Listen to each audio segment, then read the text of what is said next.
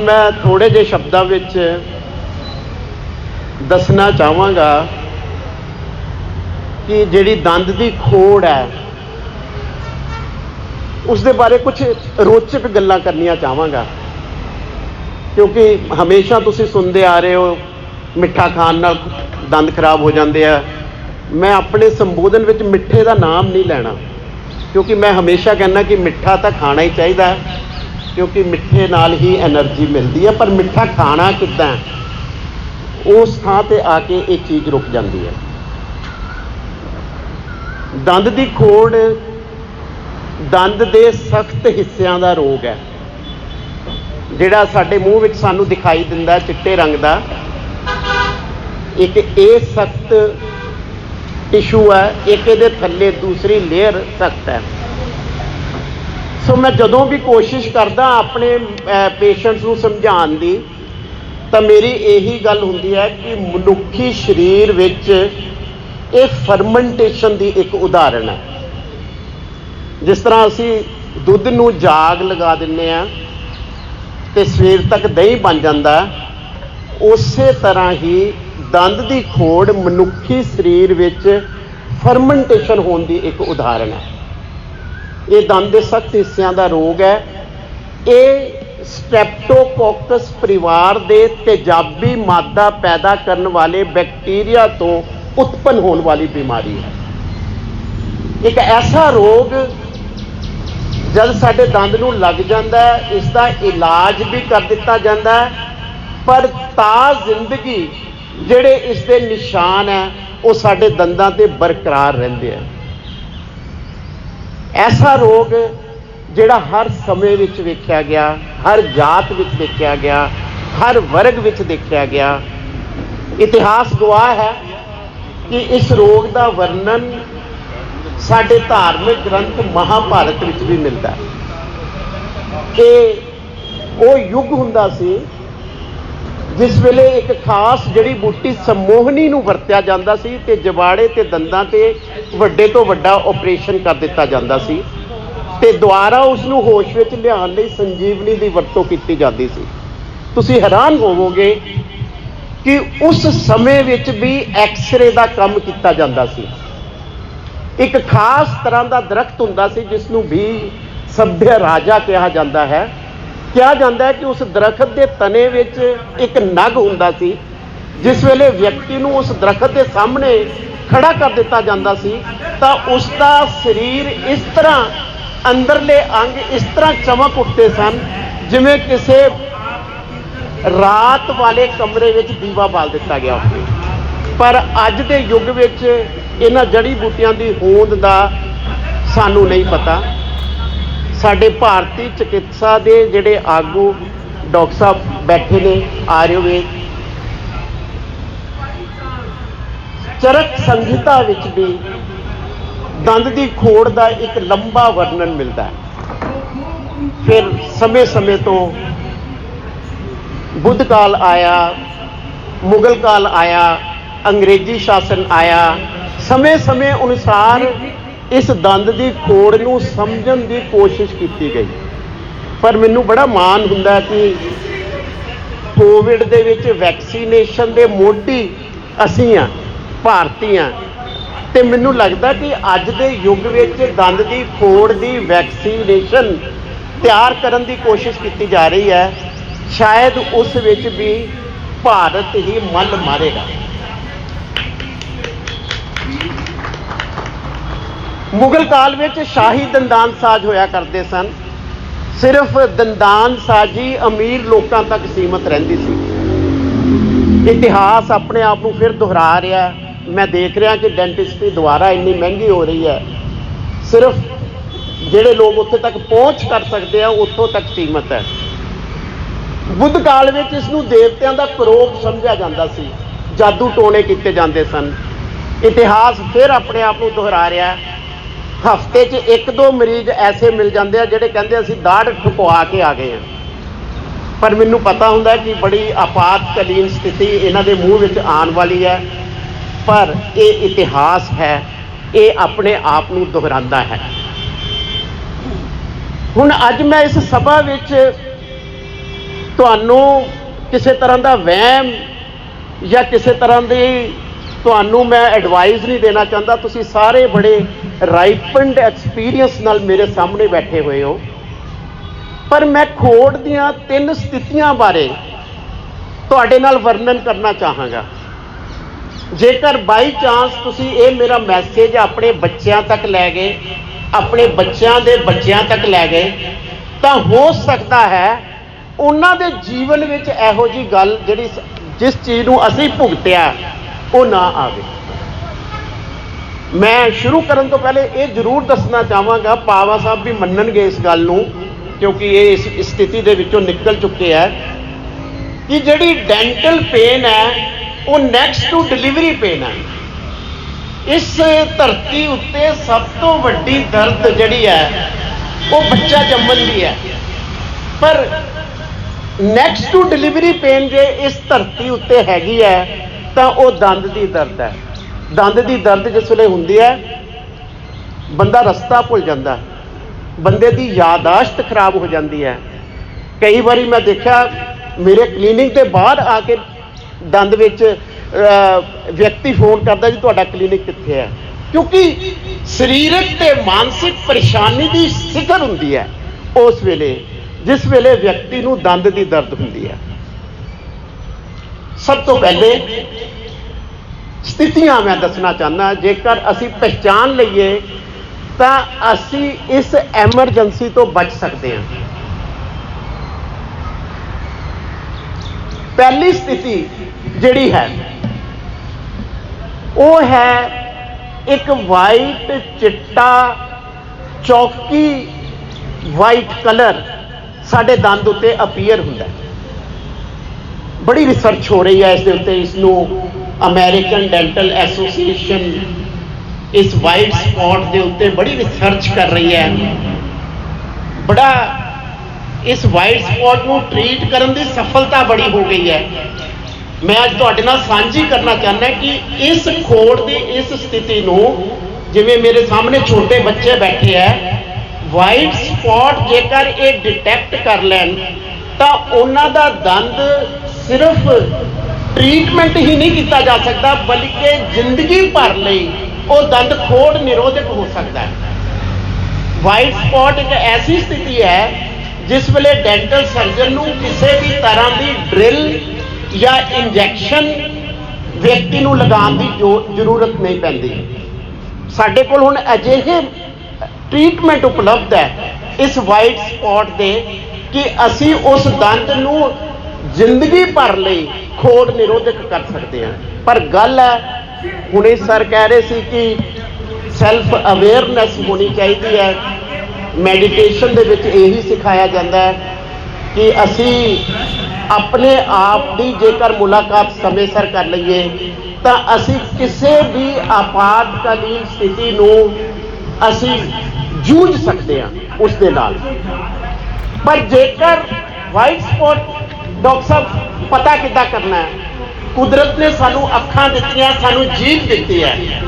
ਬਸ ਸ਼ੀਸ਼ੇ ਸਾਹਮਣੇ ਖੜੇ ਹੋ ਕੇ ਜੇਕਰ ਅਸੀਂ ਪ੍ਰਯਾਪਤ ਸਮੇਂ ਦੇ ਨਾਲ ਬ੍ਰਸ਼ਿੰਗ ਕਰਦੇ ਹਾਂ ਤਾਂ ਸਾਡੀ ਜੀਭ ਸਾਨੂੰ ਸੰਕੇਤ ਕਰ ਦਿੰਦੀ ਹੈ ਕਿ ਡਾਕਟਰ ਬੇਦੀ, ਇਹ ਜਿਹੜਾ 15 ਦਿਨ ਪਹਿਲੇ ਤੁਹਾਡੇ ਦੰਦ ਦਾ ਸਰਫੇਸ ਪੱਧਰਾ ਸੀ, ਪੋਲਿਸ਼ਡ ਸੀ, ਕੁਝ ਦਿਨਾਂ ਤੋਂ ਰਫ ਹੋ ਰਿਹਾ। ਇਹ ਤੁਹਾਡੀ ਜੀਭ ਤੁਹਾਨੂੰ ਦੱਸਦੀ ਹੈ। ਫਿਰ ਜਿਸ ਵੇਲੇ ਤੁਸੀਂ ਆਪਣੀਆਂ ਅੱਖਾਂ ਨਾਲ ਸ਼ੀਸ਼ੇ 'ਚ ਦੇਖਦੇ ਹੋ, ਦੇਖ ਕੇ ਵਾਈਟ ਸਪੌਟ ਨੂੰ ਤੁਸੀਂ ਆਪਣੇ ਡੈਂਟਲ ਸਰਜਨ ਕੋਲ ਲੈ ਕੇ ਜਾਂਦੇ ਹੋ, ਤਾਂ ਇਹ ਬੜਾ ਇੱਕ ਸ਼ੁਭ ਪਲ ਹੁੰਦਾ ਹੈ ਕਿ ਉਸ ਦੰਦ ਨੂੰ ਵੈਕਸੀਨੇਸ਼ਨ ਵਰਗਾ ਹੀ ਉਸ ਦਾ ਇਲਾਜ ਕੀਤਾ ਜਾ ਸਕਦਾ ਹੈ। ਪਰ ਜੇਕਰ ਅਸੀਂ ਵਾਈਟ ਸਪੌਟ ਆਪਣੇ ਅੱਖੋਂ ਓਹਲੇ ਕਰ ਦਿੰਦੇ ਹਾਂ ਤਾਂ ਉਹ ਚਿੱਟਾ ਦਾਗ ਕਿਸੇ ਦਿਨ ਬਰਾਊਨ ਸਪੌਟ ਹੋ ਜਾਂਦਾ ਹੈ। ਜਿਸ ਵੇਲੇ ਬਰਾਊਨ ਸਪੌਟ ਹੁੰਦਾ ਹੈ ਤਾਂ ਸਾਨੂੰ ਹਲਕੇ ਹਲਕੇ ਠੰਡੇ ਗਰਮ ਦੇ ਝਟਕੇ ਲੱਗਣੇ ਸ਼ੁਰੂ ਹੁੰਦੇ ਆ। ਇਹ ਉਹ ਸਮਾਂ ਹੁੰਦਾ ਹੈ ਜਿਸ ਵੇਲੇ ਅਸੀਂ ਡੈਂਟਲ ਸਰਜਨ ਦੀ ਦੁਕਾਨ ਦੇ ਗੇੜੇ ਲਾਣੇ ਸ਼ੁਰੂ ਕਰਦੇ ਹਾਂ। ਇਹ ਬਰਾਊਨ ਸਪੌਟ ਕੀ ਸ਼ੋ ਕਰਦਾ ਸਾਨੂੰ? ਇਹ ਬਰਾਊਨ ਸਪੌਟ ਇਹ ਸ਼ੋ ਕਰਦਾ ਹੈ ਕਿ ਡਾਕਟਰ ਬੇਦੀ ਤੁਸੀਂ ਆਪਣੇ ਵਾਈਟ ਸਪੌਟ ਦੀ ਕੇਅਰ ਨਹੀਂ ਸੀ ਕੀਤੀ, ਉਹ ਵਾਈਟ ਸਪੌਟ ਅੱਜ ਬਰਾਊਨ ਹੋ ਗਿਆ। ਤੇ ਹੁਣ ਥੋੜਾ ਠੰਡਾ ਗਰਮ ਵੀ ਲੱਗਣਾ ਸ਼ੁਰੂ ਹੁੰਦਾ, ਝਟਕੇ ਲੱਗਦੇ ਆ, ਠੰਡੇ ਗਰਮ ਦੇ ਝਟਕੇ ਲੱਗਣੇ ਸ਼ੁਰੂ ਹੁੰਦੇ ਆ। ਪਰ ਇਹ ਵੀ ਇੱਕ ਐਸੀ ਸਥਿਤੀ ਹੁੰਦੀ ਹੈ ਜਿਸ ਵੇਲੇ ਇਸ ਦਾ ਇਲਾਜ ਕੀਤਾ ਜਾ ਸਕਦਾ, ਜਿਸ ਵੇਲੇ ਫਿਰ ਇੰਜੈਕਸ਼ਨ ਦੀ ਕੋਈ ਜ਼ਰੂਰਤ ਨਹੀਂ ਹੈ। ਇਸ ਨੂੰ ਐਸੇ ਮਟੀਰੀਅਲਸ ਨਾਲ ਭਰਿਆ ਜਾਂਦਾ ਹੈ ਕਿ ਬੰਦਾ ਕੋਈ ਦੇਖ ਕੇ ਇਹ ਜੱਜ ਵੀ ਨਹੀਂ ਕਰ ਸਕਦਾ ਕਿ ਇਸ ਦੰਦ ਵਿੱਚ ਕਦੀ ਕੋੜ ਹੋਈ ਸੀ। ਪਰ ਜੇਕਰ ਅਸੀਂ ਬਰਾਊਨ ਸਪੌਟ ਨੂੰ ਵੀ ਸਹਿ ਲੈਂਦੇ ਹਾਂ, ਅਸੀਂ ਬੇਸਿਕਲੀ ਕਈ ਵਾਰੀ ਅਸੀਂ ਬੜੇ ਬਿਜ਼ੀ ਹਾਂ, ਅਸੀਂ ਬੜੇ ਕਈ ਵਾਰੀ ਮੈਡੀਟੇਸ਼ਨ ਦੇ ਵਿੱਚ ਸ਼ਬਦ ਯੂਜ਼ ਕੀਤਾ ਜਾਂਦਾ ਸਮਿਕ ਸਮ੍ਰਿਤੀ। ਕਈ ਵਾਰੀ ਸਾਨੂੰ ਜਾਗਰੂਕਤਾ ਨਹੀਂ ਹੁੰਦੀ। ਸਮਿਕ ਸਮ੍ਰਿਤੀ ਦਾ ਪੰਜਾਬੀ ਵਿੱਚ ਮੀਨਿੰਗ ਹੈ ਜਾਗਰੂਕਤਾ, ਹੋਸ਼। ਕਈ ਵਾਰੀ ਅਸੀਂ ਬੇਹੋਸ਼ੀ 'ਚ ਸਮਾਂ ਪਾਸ ਕਰਦੇ ਹਾਂ। ਤਾਂ ਇਹ ਜਿਹੜਾ ਬਰਾਊਨ ਸਪੌਟ ਹੈ ਇਹ ਬਲੈਕ ਰੰਗ ਦਾ ਹੋ ਜਾਂਦਾ, ਕਾਲਾ ਹੋ ਜਾਂਦਾ। ਫਿਰ ਸਾਡੀ ਜੀਭ ਸਾਨੂੰ ਇਹ ਵੀ ਸੰਕੇਤ ਕਰਦੀ ਹੈ ਕਿ ਕੋਈ ਛੇਕ ਜਿਹਾ ਹੋ ਗਿਆ ਲੱਗਦਾ। ਇਹ ਜਿਹੜਾ ਬਲੈਕ ਸਪੌਟ ਹੈ ਇਹ ਦਰਦ ਦੀ ਚਰਮ ਸੀਮਾ ਹੁੰਦੀ ਹੈ। ਅਸੀਂ ਇਸ ਨੂੰ ਡੈਂਟਲ ਵਿੱਚ ਡੈਂਟਲ ਐਮਰਜੈਂਸੀ ਕਹਿੰਦੇ ਹਾਂ।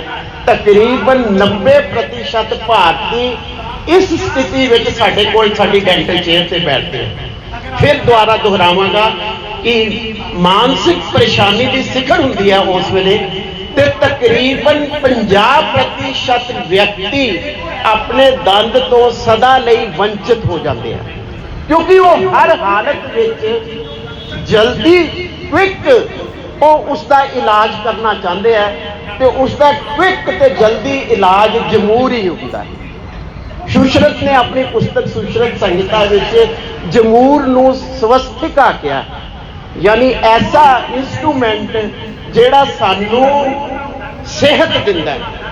ਪਰ ਪਿਆਰੇ ਦੋਸਤੋ, ਇਹ ਦੰਦ ਦੀ ਉਹ ਸਥਿਤੀ ਹੁੰਦੀ ਹੈ ਜਿਸ ਵੇਲੇ ਦੰਦ ਨੂੰ ਬਚਾਇਆ ਜਾ ਸਕਦਾ ਹੈ। ਡਾਕਟਰ ਆਪਣੇ ਬੜਾ ਗੂਗਲ ਦੇ ਵਿੱਚ ਸਾਨੂੰ ਸਭ ਨੂੰ ਪਤਾ ਹੈ ਕਿ ਇੱਕ RCT ਇੱਕ ਫਿਨੋਮੀਨਾ ਹੈਗਾ। ਉਹ RCT ਉਸ ਦੰਦ ਦੀ ਕੀਤੀ ਜਾਂਦੀ ਹੈ, ਤੇ ਜਿਸ ਵੇਲੇ ਦੰਦ ਕੰਫਰਟੇਬਲ ਹੋ ਜਾਂਦਾ ਹੈ ਤਾਂ ਫਿਰ ਉਸ ਨੂੰ ਭਰ ਦਿੱਤਾ ਜਾਂਦਾ ਹੈ। ਪਰ ਇੱਥੇ ਮੈਂ ਤੁਹਾਨੂੰ ਇੱਕ ਵਾਰ ਸਤਰਕ ਕਰਨਾ ਚਾਹੁੰਦਾ ਹਾਂ ਕਿ ਦੰਦ ਦੀ ਖੋੜ ਦੀ ਇਹ ਇੱਕ ਅਜਿਹੀ ਸਥਿਤੀ ਹੁੰਦੀ ਹੈ ਜਿਸ ਵੇਲੇ ਸਾਨੂੰ ਅਨਕੁਆਲੀਫਾਈਡ ਡਾਕਟਰ ਤੋਂ ਪਰੇ ਰਹਿਣਾ ਚਾਹੀਦਾ ਹੈ। ਐਵੇਂ ਹੀ ਉਸ ਟੁੱਟੇ ਭੱਜੇ ਦੰਦ ਨੂੰ ਤੂੰਬੇ ਲਗਵਾ ਕੇ ਆਪਣੇ ਮੂੰਹ ਵਿੱਚ ਰੱਖਣਾ ਖਤਰਨਾਕ ਹੋ ਸਕਦਾ ਹੈ।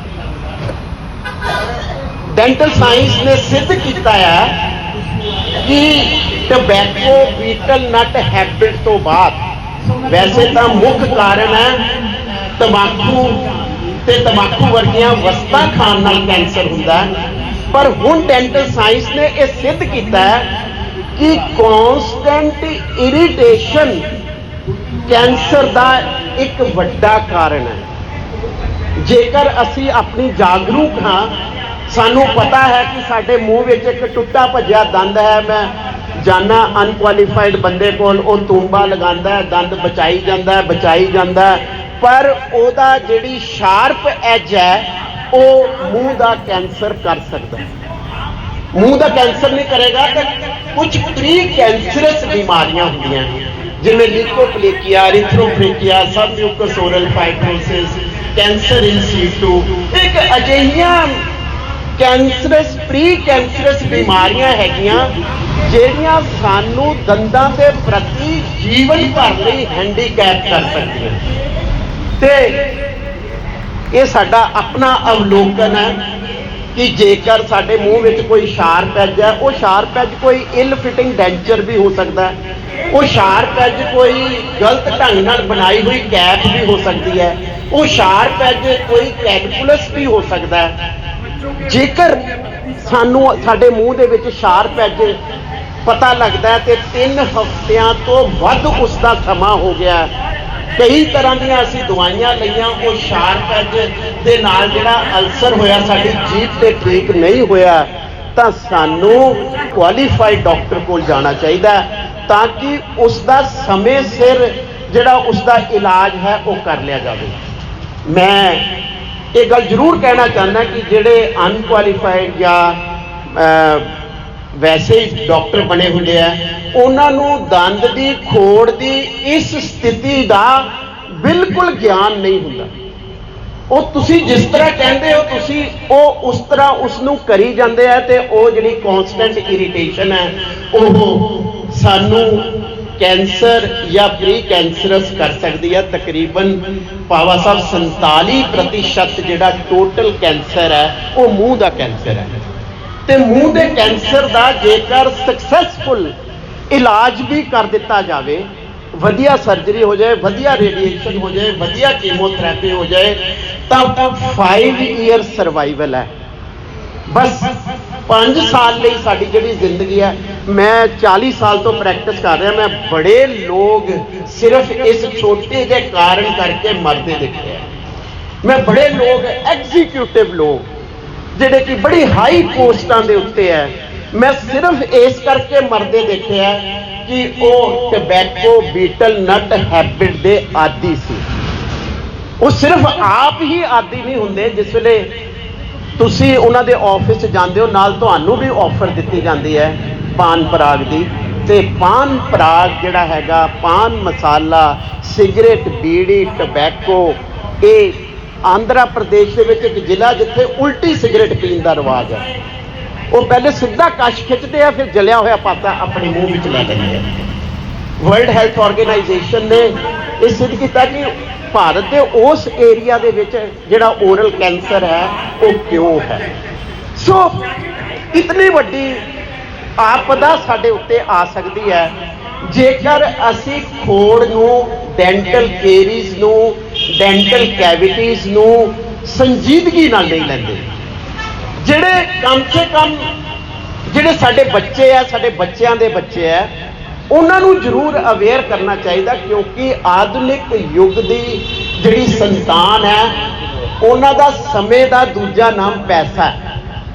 ਤੇ ਜਿਸ ਵੇਲੇ ਉਹਨਾਂ ਨੂੰ ਡੈਂਟਲ ਸਰਜਰੀ ਵਿੱਚ ਜਾ ਕੇ ਸਮਾਂ ਬਤੀਤ ਕਰਨਾ ਪੈਂਦਾ, ਮੈਂ ਬੜੀ ਵਾਰੀ ਦੇਖਦਾ ਬੱਚੇ ਵਾਇਰਿੰਗ ਕਰਵਾਉਣ ਆਉਂਦੇ ਆ ਤੇ ਆਪਣਾ ਨਾਲ ਹੋਮਵਰਕ ਸਾਡੇ ਡੈਂਟਲ ਕਲੀਨਿਕ ਦੇ ਵਿੱਚ ਕਰ ਰਹੇ ਹੁੰਦੇ ਆ। ਉਹ ਬਹੁਤ ਇੱਕ तगड़ा समा हुंदा जिसले बच्चे का वो समा जिहड़ा हैगा बर्बाद हुंदा।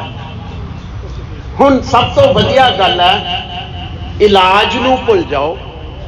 सब तो वधिया गल है कि इस दंदां दीयां खोड़ां तो, इस एमरजेंसी तो, इस डेंटल एमरजेंसी तो, इस कैंसर तो, इस प्री कैंसर तो किवें बचना। डेंटल साइंस अज मैं बड़ा अपने आप को खुशकिस्मत समझागा जेकर तुसी ये मेरे 3 मैसेज अपने बच्चों तक लै जाओगे। जेकर ये 3 मैसेज सही ढंग नाल तुहाडे घर विच चले जाते हैं तब तुसी डेंटल सर्जन तो बगैर अपनी जिंदगी गुजार सकते हो। तुहानू कदे भी डेंटल सर्जन को जाने की जरूरत नहीं पएगी। तुसी हैप्पीली अपनी लाइफ व्यतीत कर सकते हो डेंटल सर्जन तो बगैर। सब तो पहला जिहड़ा सुनहरी कदम डेंटल सर्जरी पुट्टण लई लोकां नूं कहंदी है वो है डाइटरी कदम।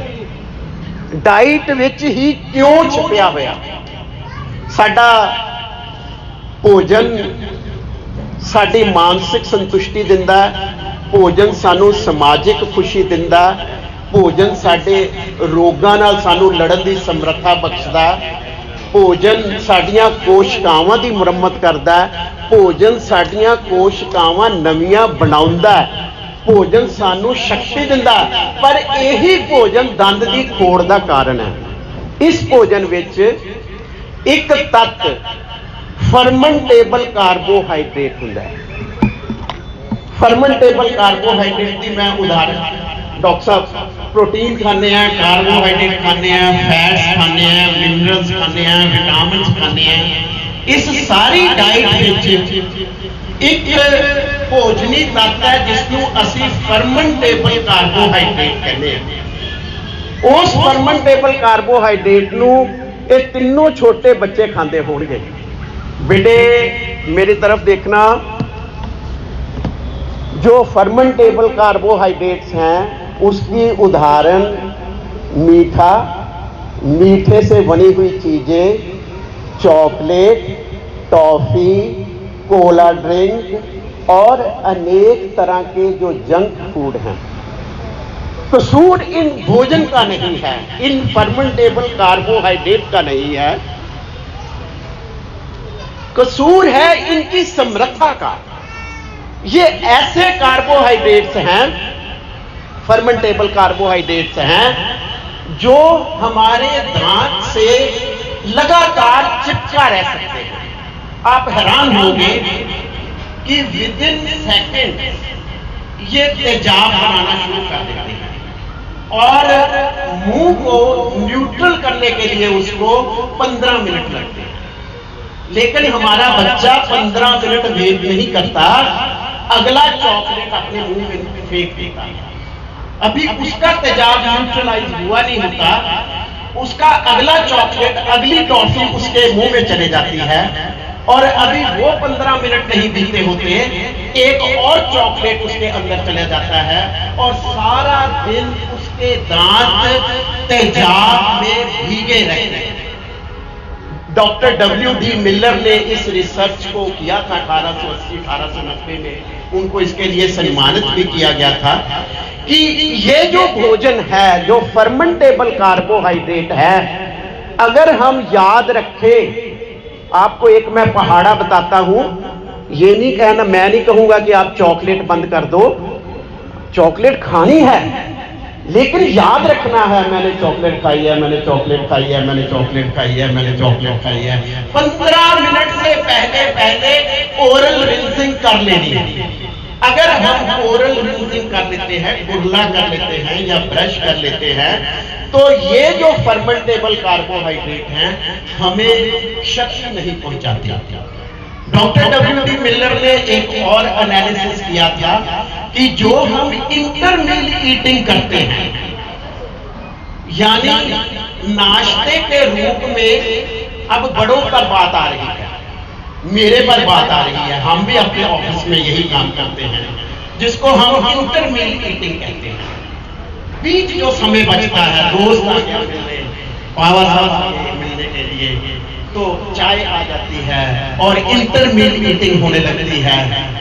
सर नहीं पीते चाय मेरे पास आकर, रियली मैंने पहला बंदा देखा जिसने कहा जी नमस्ते जी मैं चाय नहीं, मैं कहा ग्रीन टी कहते नहीं मैं पीता ही नहीं, मैं कहा जी गर्म पानी का नहीं पीता। सो जब जो इंटरमील ईटिंग है, डॉक्टर मिलर ने ये सिद्ध किया था कि इंटरमील ईटिंग का अगर एनालिसिस करें, हम चाय के साथ या तो समोसा खाते हैं, या हम पैटी खाते हैं, या हम पेस्ट्री खाते हैं, या हम नूडल या नूडल का भाई खाते हैं। ये फर्मेंटेबल कार्बोहाइड्रेट है। उन्होंने सिद्ध किया था कि अगर आपके ऑफिस में ब्रश है, आपके ऑफिस बैग में ब्रश है, तो आप इंटरमील ईटिंग करो, नहीं तो 15 मिनट के बाद आपके दांत पर दांत की कैविटी का अटैक हो जाएगा।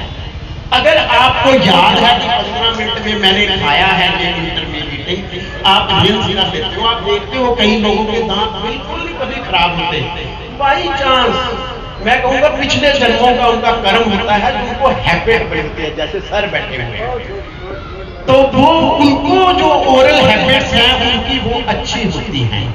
लेकिन हम सबकी ओरल हैबिट्स अच्छी नहीं है। समोसा मेरा भी बड़ा फेवरेट है, लेकिन 15 मिनट से पहले हमें ओरल रिंसिंग करनी है। और तीसरी जो रिसर्च डॉक्टर मिलर ने बताई वो है स्वीट डिश। खास तौर पर भारतीय भोजन में भोजन के बाद हमें स्वीट डिश दी जाती है। वो स्वीट डिश चाहे आइसक्रीम हो, चाहे वो स्वीट डिश कड़ाह हो, चाहे वो स्वीट डिश खीर हो, ये फर्मेंटेबल है, ये फर्मेंटेबल कार्बोहाइड्रेट है। और सबसे बड़ा दुश्मन दांतों का रात को दूध पीकर सोना, शायद सोते हुए कि दूध पीकर सबसे बड़ा, इसीलिए शायद एक दांत आपका निकल गया। तो जो दूध है, अगर हम दूध पीकर सो जाते हैं, सबसे बड़ा फर्मेंटेबल कार्बोहाइड्रेट है। चाहे रात के 2 बज जाए, आप शादी से आए हो, पहले आपने एंट्री मारी शादी में, तो वहां पर गर्म गर्म कॉफी पी ली, 100 डिग्री से ऊपर उसका टेम्परेचर होता है। फिर जब वापस आए फिर आइसक्रीम खा ली 0 डिग्री से। ये दांत है कि चांद है जिसको आप इतना बड़ा टेम्परेचर दे रहे हो चेंजेस का? तो लेकिन चाहे रात में 2 बज जाए, चाहे 2:30 बज जाए, आप मैरिज अटेंड करके आए हो, तो लास्ट काम, लास्ट चीज जो आपके हाथ में होनी चाहिए वो टूथब्रश है। टूथब्रश एक ही साइंटिफिक वे है, इस धरती पर एक ही वैज्ञानिक विधि है जिससे हम अपने दांत साफ कर सकते हैं। एक दांत के 5 धरातल हैं और अगर खुशकिस्मती से आपके मुंह में 32 दांत हैं, बच्चों के मुंह में 32 दांत होंगे, तो इसका मतलब है 160 धरातल आपने साफ करने हैं। और अगर एक धरातल पर 1 सेकंड आप लगाते हो तो ब्रश करने के लिए आपको 2.5 मिनट चाहिए। क्या आपने सोचा है कि हमने कभी 2.5 मिनट लगाए हैं? अगर 10 सेकंड लगाते हो तो ब्रशिंग करने के लिए 15 मिनट चाहिए। और मैं इसको इफेक्टिव ब्रशिंग बोलता हूँ। मैं अपने पेशेंट्स को बोलता हूँ कि सुबह के टाइम तो आपके पास समय नहीं होता, लेकिन रात को जो समय है वो पर्याप्त होता है। आप समय लगाकर अपने दांतों को ब्रश कर सकते हो और समय लगाकर आप अपने दांतों का सेल्फ एग्जामिनेशन कर सकते हो। अगर आप शराब पीते हो, टबैको खाते हो, आपके दांत में कैविटी की शुरुआत है, तो आप यह सब सेल्फ एग्जामिनेशन कर सकते हो। मेरे को ऐसे महसूस होता है, पता नहीं, मैं माफी मांगता हूँ डेंटल सर्जन से, कि डेंटल सर्जन की जो कंसल्टेशन फीस होती है वो सूची कमाई है। अगर डॉक्टर बेटी 500 रुपया दांत देखने का लेता है, वो सूची कमाई, वो कमाई नहीं करनी चाहिए डेंटल सर्जन। क्यों नहीं करनी चाहिए? क्योंकि घरों ही पता होता है, तो सीधा फोन आता लोगों का, जी आरसीटी कराना आ रहे हैं, डायग्नोसिस तो हो गया, फिर मैं 500 रुपया का लेना।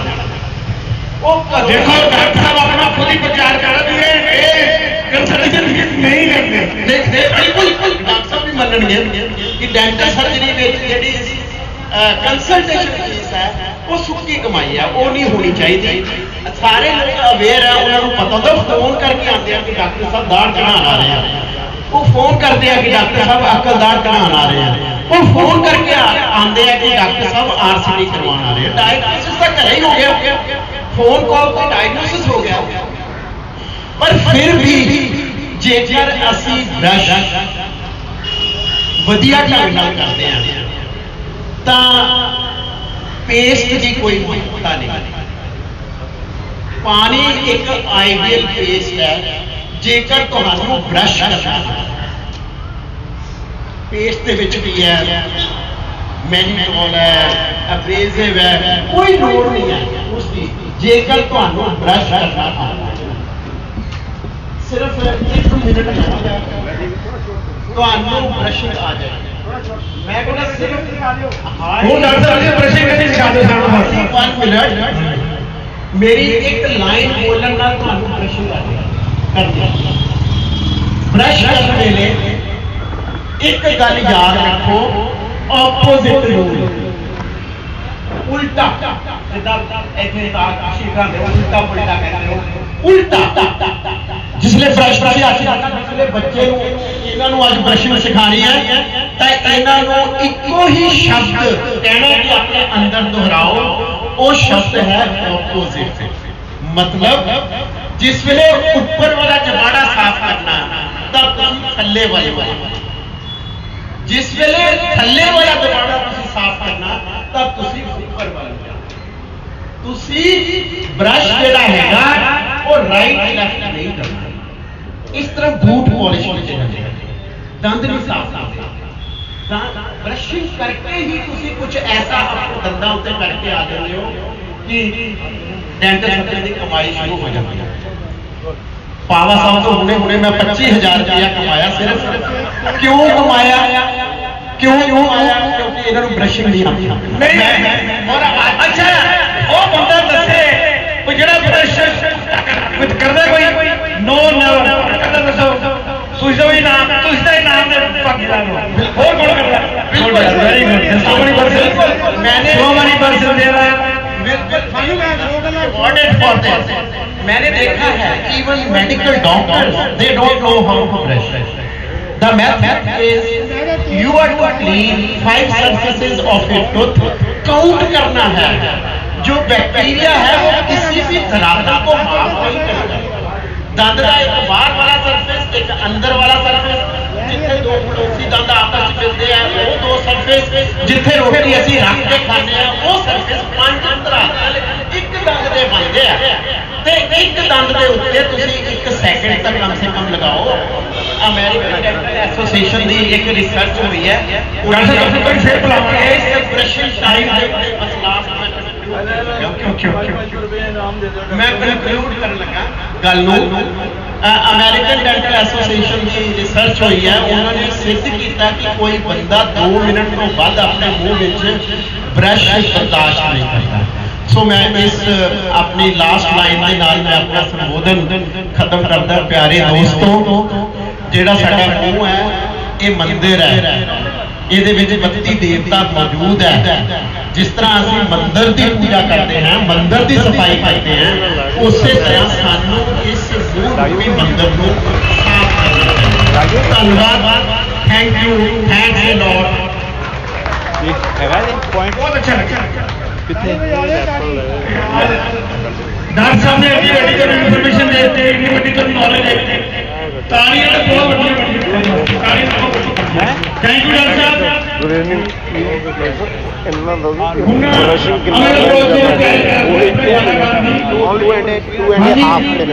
मैंने वही बताया ना कि रिसर्च हुई है 2 मिनट से ज्यादा। सर कोई किसी ने कोई क्वेश्चन बाई चांस पूछना हो, कोई मन दे विच कोई गल हो। Thank you very much. Hello मैंने एक अपनी प्रधान जी को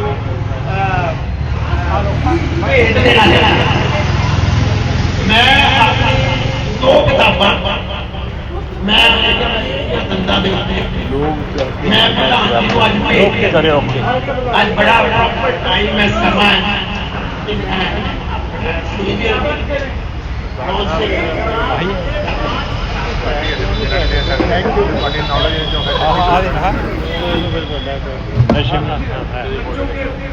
सबके लिए जोरदार तालियां प्लीज।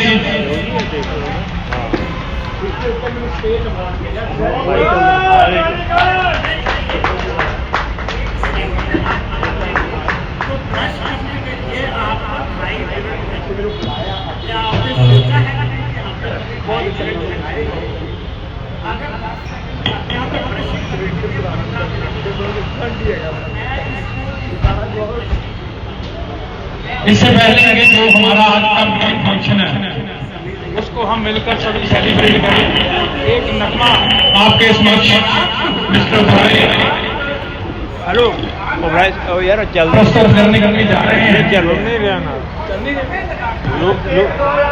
केक कटाओ। तो मैं जिनके इस महीने में बर्थडे हॉल कर रहे हैं उनसे गुजारिश करूंगा कि मैं अपना नाइस पर है प्लीज। मैरिज एनिवर्सरी नहीं, ओनली बर्थडे जिनके इस महीने में, हाँ ओनली 5 मिनट्स हमारे प्लीज आपको कुछ कहते हैं प्लीज। दोस्तों मैं टाइम नहीं लेना ਤੁਹਾਡੇ ਕੋਲ ਬਿਲਕੁਲ ਵੀ, ਤੁਸੀਂ ਫੜ ਕੇ ਰੱਖੋ ਇਹਨੂੰ, ਮੈਂ ਟਾਈਮ ਨਹੀਂ ਲਾਵਾਂਗਾ। सॉरी दोस्तों टाइम ਤੁਹਾਡੇ ਕੋਲ लेना ही नहीं है। किसी गिरते को उठाए तो कोई बात बने, किसी गिरते को उठाए तो कोई बात बने, किसी नहीं करते बिल्कुल बात सब मननी है।